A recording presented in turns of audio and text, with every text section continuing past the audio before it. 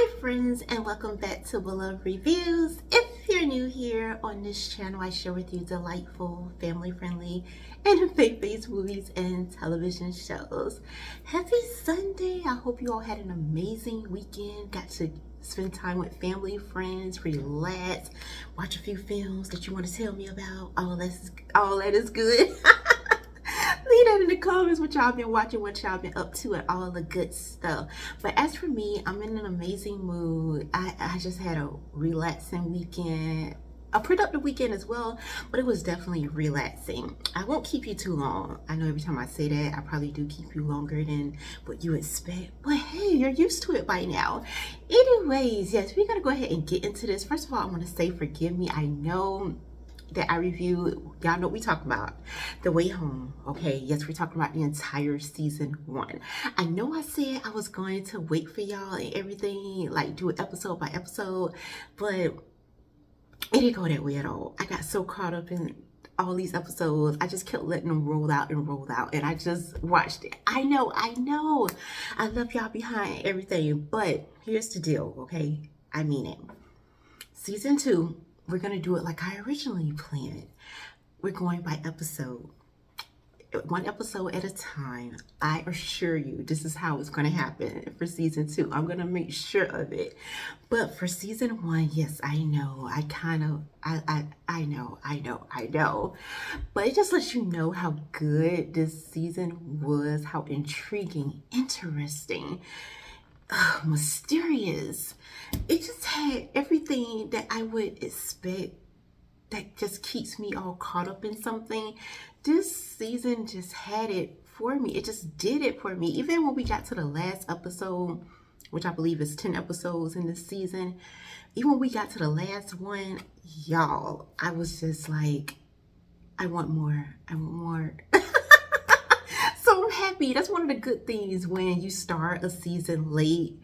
Like, you kind of get the binge watch, so I don't have to go through a lot of things that some of y'all probably had to go through. Had to be waiting for the next episode and like, oh, when is it gonna happen? When is it gonna come? No, I didn't have to do all that. I didn't have to go through all of that, which was so good. But I know I'm gonna have to go through that when season 4 comes out this spring. I know it, because why do I put myself through this? Like, seriously, why do I do it? But I love it. Anyways, so yeah, so we already reviewed season 1 episode 1, so y'all know where we are. I left off at, I remember telling y'all, I believe Elliot is kind of gonna be like Alice's way home in a sense, because he actually knows her secret. She told him about the future. She told him that she was basically from the future. She is very acquainted with young Elliot back in the 1990s, as well as the present day Elliot, who is her teacher. So I told y'all that's how it's going to be. And let me tell y'all, I love these references that Elliot makes in regards to his his role that he plays in all of this with Alice. And eventually we're going to get into her mom, Kat, which that is a whole nother thing, y'all. I'm telling y'all, it just gets more and more interesting. Elliot makes these references back to, like, he's almost like Alice. Well, he says he's like Alice Giles. Well, Alice Giles, like, oh, I'm getting this confused. I'm getting this wrong. Not confused. I'm not saying the way he said it, and I want to say the way he said it, but I can't. But y'all get what I'm saying, right? He is like, y'all remember how Giles was to Buffy? Yeah, for those of you who remember Buffy the Vampire Slayer, the TV show. Yeah, don't act like y'all don't know, okay? Classic there. But anyways, that's what Elliot's made these references to in regards to his role he plays in Alice's life. He is like her Giles. He's like her Giles to her Buffy. Yeah, something like that. And every time that he makes those references, y'all, I get all excited, because that's my time. Like, I remember all of those things. Like the music and stuff in this show, when they go back to the 1990s, And Alice is experiencing what it was like back then, and seeing her mom and her mom's life, and seeing Elliot and their friends, their circle, and how things move. A lot of music plays such a big role in season 1, and they use it so perfectly. Like a lot of the music that is used when they go back to the 1990s, and seeing like even now in the present day, because Alice's parents are millennials, right? And so it makes sense the kind of music that was played back then, and the kind of music that her mom is into. And it reminds me of the same kind of music that I was into, that I was listening to. I was like, oh, I remember that song and everything. That was my jam, especially when Alice sings in present day and age. And I love that, because Alice, even though she didn't grow up in the 90s, obviously that was her mom, but her mom, like, you could tell like a lot of her mom experiences and different things and her way of life, she put that culture into Alice. Because even now, forgive me y'all, even now in present day and age, Alice loves a lot of the music that her mom loved, and sing a lot of the music that her mom was into back then. Like she saw Britney Spears, Baby One More Time, and a lot of y'all remember that. That is classic. Came out, okay? Don't act like you don't know. Don't act like you don't know, okay? That video and everything, it just brought back like so many. I just felt like I was at home in a sense. I know a show called The Way Home, and it felt like that for me, because a lot of shows that are out now, it so revolves around the culture now. Like it's catering to what they think, because this ain't necessarily the case.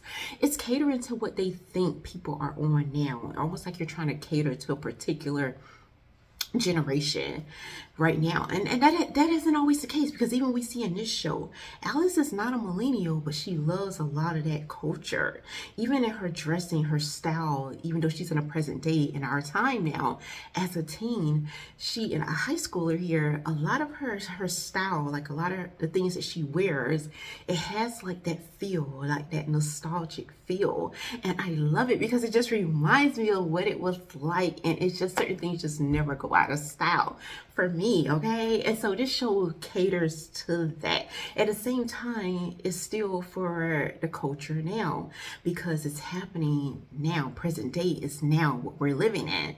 But a lot of the references, a lot of the music, a lot of different things that's implemented here in the show is nostalgic. It's back in that time, so I'm right there. I'm so in it, and I feel like finally, like almost like it's something when you see your voice is being heard, or like people say, I see myself here.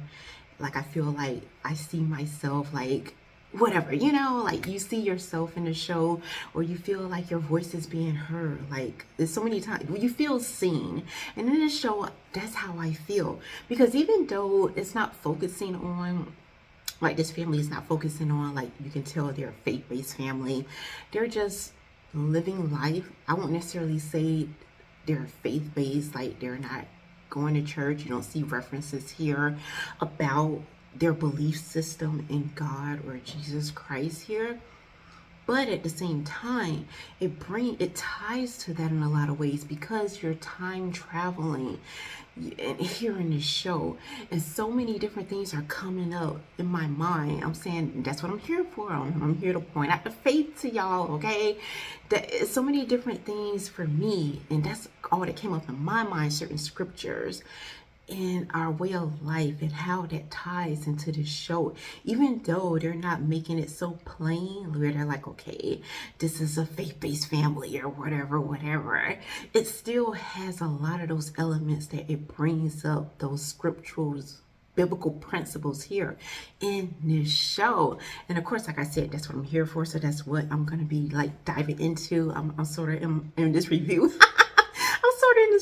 time traveling, going back and forth for y'all, going back and forth into the physical world, the carnal world, carnal minded, a lot of people, how they think, especially if you don't understand biblical things, as opposed to the spiritual, and touching on that. So yeah, my own way, I'm time traveling in this review for y'all, so y'all grab a hold of your seats here, because it's gonna be a ride, right? But anyways, like I said, so that's what we see a lot with the role that Elliot plays here, especially with dealing with Alice, having stumbled upon this pond and seeing that she can time travel. This pond is taking her to a different time. But here's the key here, y'all. She has no control over it. She can't control where she ends up at. It's almost like the pond, the water in itself has a mind of its own, and it knows exactly where she needs to be when she needs to be there. Even though Alice, in her mind, she has no clue. She may even think, because there's so many different times in season 1, that she wanted to go to a particular place, or she was trying to get to a particular place, that she felt like she needed to be there, almost like every typical time traveling thing.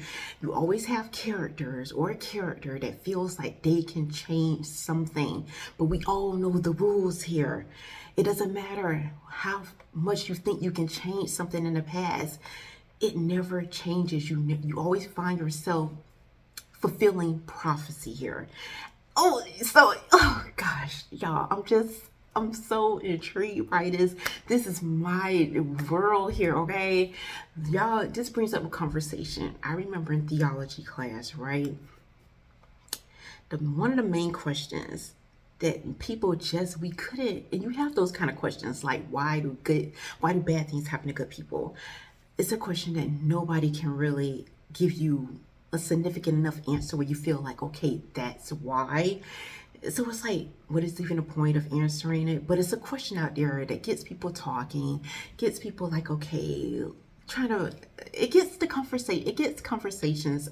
It's a good conversation opening, okay? It's one of those things. So this other question was like that as well. That's one. Number 2, do we really have free will? Or are things set to be the way that they are? Is there such thing as free will, or is it just destiny? You're fulfilling whatever it is you were meant to fulfill.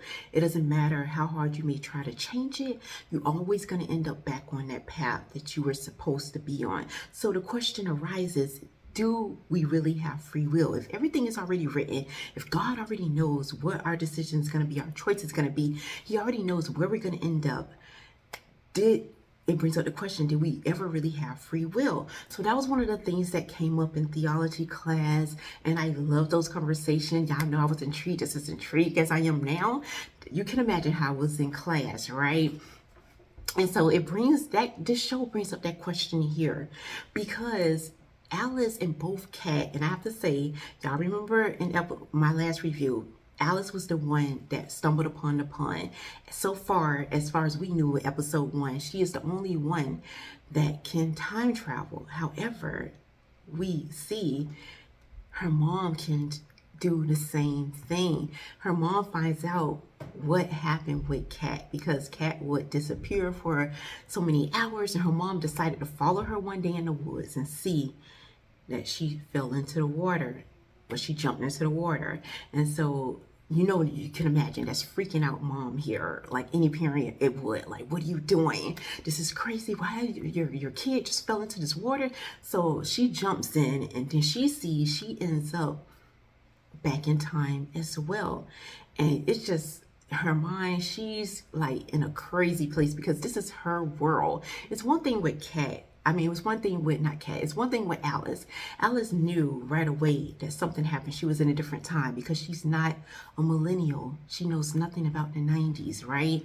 But her mom, who haven't lived it, can you imagine how she felt when she got out of that water and seeing that see certain scenes from her real life that she lived. So you can tell in a lot of ways she's freaking out, wondering if she's even supposed to, like, is this a dream, a vision, whatever, like most people would feel. And so we see, yes, that Kat can time travel as well. But it makes you wonder, like I said, the pond, the water has a mind of its own. It only sends them where they're supposed to be. And the crazy thing is, it's like, even though Alice, her daughter, is going back in time and went back there numerous times, it's almost like it's not changing anything. It's like everything, it reminds you of like us as human beings, right? Like people say, like a lot of times we go back in our mind we go back to the past a lot in our thoughts and our mind. And this show is like showing us the physicality of what is happening when we do that. When we go back and forth in our mind, we want to change something happened in our past that we wish didn't happen, and you wish you can change it. It's all you're reliving and rehearsing all of these different things in your mind, even though you're not going anywhere and you're not changing nothing, and you know that you can't change anything because you can't change the past. It's already been written, it's already happened, but yet you still go back there, and a lot of people get stuck there. And this show is showing us in the physical what it looks like, because these characters, that's what is happening to both Alice and Kat throughout the entire season 1. They're going back numerous times to the past, thinking they can change stuff, trying to figure out something, trying to prevent something that they know is going to happen, trying to prevent it from happening, and all these different things, but you're not changing nothing. And then when you go back to the present, you see as evidence in the present that it's like time knew you were going to do what you were going to do. Like you were always there. It never was a point that you weren't there. Even though in their minds, they feel like it is that way, especially Alice, because she's not from the 90s. So in her mind, she feels like she wasn't there. Like this wasn't her time. There's no way that she could have been there, even though she's going back there and she's having interactions with her real life younger version mom and Elliot, the younger version of Elliot, and her younger version grandmother and grandfather and uncle here. She feels like she's going back, but then the present show us that it's like time always knew that you were going to be there, that you always were going to do what you were going to do. And so it made up for that because it never changed. It's like you were always there anyway. I know this sounds crazy. I know this sounds crazy, y'all, but this is how season 1 is going. The entire time, all this back and forth, jumping in and out of time, and yet nothing is changing. Even though it seems like it is, because different things are happening in the episode, right? There are different things happening, but all to come to the same conclusion at the end of the entire season. Nothing really happened that wasn't supposed to happen anyway. You did not change anything. And so Alice is going back because she got this connection with the younger version of her mom. So in her mind, the younger version of her mom is really real. And in a sense, it is real because it's happening, even though it has happened, but it's happening at the same time. And so she's going back being like that best friend for the younger version of her mother, like knowing that her mom went through losing her brother. Her mom's brother name is Jacob. Jacob went missing one day at the carnival, and Kat was supposed to be watching him, yet she's kind of sits on a date with her then boyfriend, who is soon to be husband in the future, and she loses track of her little brother to never be seen. After that carnival night, he went missing, and they never knew exactly what happened to him. Is he alive? Is he not? And we find out within this season. Okay, I don't remember exactly what episode. That's why we're doing a whole review recap here. But yeah, so we end up finding out that Kat's mom Dale in the present day finally declared Jacob dead. Like they are going to have a funeral here for him, well, memorial here, and he's already been written in their family legacy history book that he's gone, even though there's never been any proof, never been any evidence that has happened. Kat is really upset about it because she's like, yeah, we don't really know what has happened. We don't even have a body or anything, so we don't know what has happened to our little brother. Only thing we do know in her mind, and this came from her dad taught her that the Landry women do not give up no matter what. So in Kat's mind, she feels like Jacob is still there. Like she is a journalist. She has that natural instinct. She wants to find out. She feels like there's some answers out here that her brother couldn't just disappear off the face of the earth, even though over 20 something years has passed since that time.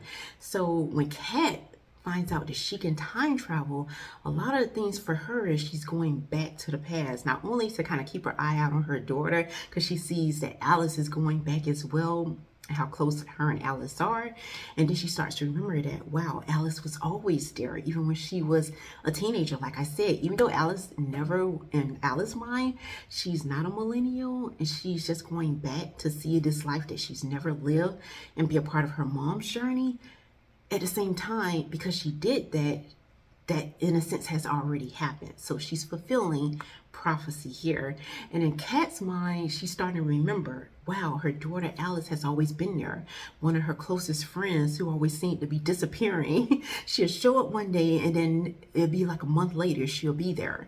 Like I said, the pond, they have no control over when they can go back. And sometimes it's like that. They can be there one day and then when they go back into the water, almost like a month went by, or sometimes a year could went by. And so you got all of this going on in this world at the same time as drawing both Kat and her daughter Alice even closer together, especially when they learn and it's revealed that they both can time travel and they start to even have moments where they do it together. And so the only one here who doesn't know, who's out of the loop of everything, is the grandmother here, Kat's mom, Dale. Dale has no idea what is going on. She's only left with whatever memories that she's had, that she's lived, and she has no idea that both her daughter and granddaughter are going back to get answers, to bring both healing to their family, to bring, like, I don't know, some kind of restoration to their family. They're trying their hardest to even prevent, because like I said, Kat's dad died as well. Well, I ain't gonna say as well because we don't really know what happened with Jacob at this point. But we do know that Kat's dad, Colton, did die. And so Kat does have an episode here that she tries to go back, race against time to prevent that accident from happening with her dad. And on the loneliness journey, you like, why is the pond? It almost seems like the pond is, in a sense, torturing them at some point. It's just like, because they have no control over what era they can be sent back to, but the warders know what they need and how this, like, where to send them to. And so Kat does go back the night and try to prevent her dad from dying. And even though the same thing happened, he ends up passing away as well. But I think on the way to that, Kat is spending time with her dad, and it's like a lot of things that she wished that her dad, she could have known about her dad. He could have told her, like, get those final moments of being able to tell your loved one you love them, or maybe ask certain questions that you wish that you would have had a moment to ask. Kat gets that with her dad. And it's like, even though things are still happening the way that they're supposed to happen, like you're not preventing what you wish that you could have prevented, you're getting healing because you get those last moments with your family member. So all of the things that she wished that she could have known how her dad felt, how he really felt during this time about her, and because she felt like she was the cause of her brother going missing, and wondering if her parents blamed her this entire time and never just say anything. Because after her brother went missing, a lot of things happened within their family. It was such a change. It was like this quietness, this isolation. The family didn't know how to handle it, didn't know how to talk about it, didn't want to talk about it, wanted to almost forget that it didn't happen. Well, you had Kat's mom more like that. And in the present day, she's still like that. She's still kind of fighting those feelings, fighting going back. And at the same time, in her mind, she's going back. Kat is different. She's facing the past. She's facing these moments, these, like, this era she feels like could have been better, or maybe could have been preventable. So she's actually going through it and living the past over and over again, even physically, because she's actually going back to the past. And then you got Alice here, who's facing things as well, because like I said, the present day, her and her mom are not on the best terms, but they start to get better because they find that they have this big secret here, that they can time travel, and finding that is much more to their mother and daughter relationship than what they originally thought it was. So they're getting closer. They're facing certain things that, you know, and it's like, y'all know how it is. Even right now, in the day and age we're living in now with families, there's so many different broken families. It's like family is not the family the way it was back in those days when people were really family. You had grandma and grandpa passing down wisdom, being around their grandkids and seeming a lot older than their grandkids. back in those days, the 50s, 60s, 70s and stuff like that. And then you got nowadays, family is so broken. People are outing their family members, speaking terrible about their family members. Certain different things, tragedies, trauma are coming out of families now that people don't even feel like they have much of a family right now. And hiding stuff, feeling like they can't necessarily be themselves or talk about the things that are bothering them for fear that, of being outed, for fear that this is gonna break whatever string of family you have left. So I love that this show is showing us that buried secrets, sweeping stuff under the rug is not going to bring you closer. It's not going to help you any. If anything, it's just it further like tears the family apart. And I love that it's showing us here that we gotta face it. We have, even though the past is the past and we should forget about it and move on from it, but if you still are struggling with it, wrestling with it in some way, face it. Face it to the point where you can get healing and move on officially. And that's what we're seeing with these characters. They're facing these things from the past because they can't quite heal from it or move on from it. And so, like I said, it's a lot. I feel like talking with y'all just now that I just went in and out of time, back and forth, all over the place, because that's how it feels in a sense in this show, but it's making sense.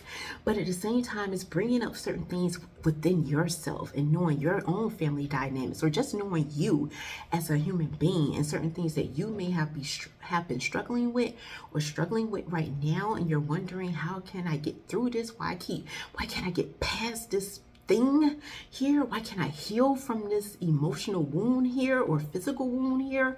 And this show is almost like giving you that sense of peace and showing you that you have to be willing to face it. Stop trying to run from something that obviously you keep going back to. It's keep pulling you back there. And that is what's happening in this show. As much as they may want to forget about things and say, you know what, we're making a pact here, we're not going back. And they find that they keep getting pulled back there. And the main person I feel like my heart just goes out to so much in this show is Elliot, because Elliot is the only character in the show, almost like his free will was taken from him. Like he almost didn't get free will or choice, because he was the only character here that somebody from the future actually came back and told him what his future was.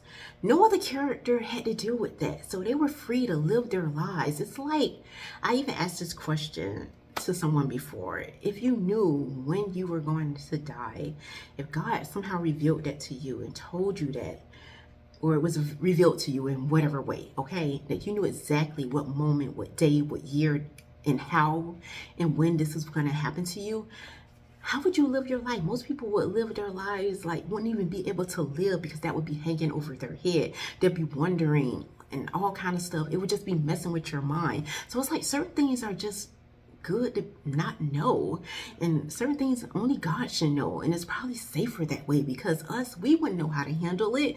And you see so much of that in this show. And unfortunately, the character Elliot here, Alice came back from the future and told him his past. And it's not like she did it on purpose. It's because she was confused. She didn't know how in the world she ended up where she ended up. And the only thing she knew, the only person that tied her to both the present and the past was Elliot. She knew him in the future and she knew him in the past, and that was the only one she could kind of reach out to, who she felt like she can confide in, who would maybe have some answers, who can help her with this thing, this gift that she has with going back and forth, traveling like this. And so the only thing is, and that was cool for her to have somebody she can reach out to and lean on and kind of help her figure things out. But no one ever really thought about what it was like for Elliot to have known, even from the time that he was a teenager, to know his future, to know that the girl you were so in love with was going to marry someone else and have a family with someone else, and there's nothing you can do about it. And you're living in that day and age, maybe even wanting to make your move and want to express your heart, your feelings to her, but knowing the future because her own daughter came back and told you this. So, and Elliot reveals this, and it ends off in season 1 like this. Like, he tells Kat, like, nobody basically thought about this, what it was like. His life has been a mess since the time he met Alice for the first time back in his teens. because he knew the future. He knew that his life was kind of carved out for him. And even if he tried to not have it go that way, it was like it was already written, and he was just playing his part, playing his role. And now he is in present day telling Kat, the woman he's been, the girl, and now woman who he's been in love with all of his life pretty much, that yeah, I always been a good friend to you and been a good friend to your daughter Alex, even back then and even now. But I want, for the first time, I want to make my own choices. I want to have free will. I want to create my life. I want to live for the first time. So he's like, he's done with this. He's tired of them going back and forth into the past, because it's like the more they go back, he is telling them, you're not going to change anything. It's always going to be what it is. And the whole time he has to deal with both Alice and her mom Kat going back, keep making the same mistakes, because they thinking that they can do something about the past, and he's telling them the whole time that they can't. And he has to watch them live out all of these tragedies, these moments over and over again, and to live out the failure knowing that you didn't change anything. If anything, you fulfilled what's already done, even when you thought that you were going to change it. And so he has to watch this watch them go through all this emotional pain and turmoil, and he's living on the outside of it all and have to hear about it over and over and live it over and over without his consent. So he says that basically at the end of the season, I'm going to leave here. He left a note for Kat and Alice. He loved them. He will always be a part of their lives. They'll always be a part of his, but he has to live. For the first time in his life, he has to make his own choice, make his own path. And I understood that, even though I felt bad, because I was like, I don't want Elliot to leave. No, Elliot, I love this character like he's the Giles to her Buffy here. And I love that. And I felt so kind of sad, but I understood, because I get it. It's a terrible thing to be stuck in the past and knowing you can't do anything about it. So I know I said a lot, but yeah, that's pretty much happened this entire season. I'm excited about season 2, and like I said about season 2, we're gonna go into this the right way, okay? So, and even though I took up 30-something minutes of y'all time, I'm probably gonna do the same thing, doing episode by episode, even though I feel like, okay, I'm kind of gonna be saving y'all some time if I do it episode by episode. I ain't gonna take up much of y'all time, but come on now, it's me, all right? Let's just be real. We can't act brand new here. It's probably gonna be 30-something minutes as well. Because I enjoy it so much, and I got a lot to say and to lay out for y'all. But anyways, that's all I have for y'all for this video. Once again, this show is titled The Way Home, streaming right now on Hallmark Plus. So y'all let me know in the comments how y'all liking this show. Have you started watching it? Have you watched it? Where are you on this journey with me? How are you liking these reviews? All of that, let me know. So until next time, may the Lord bless and keep you both now and forevermore.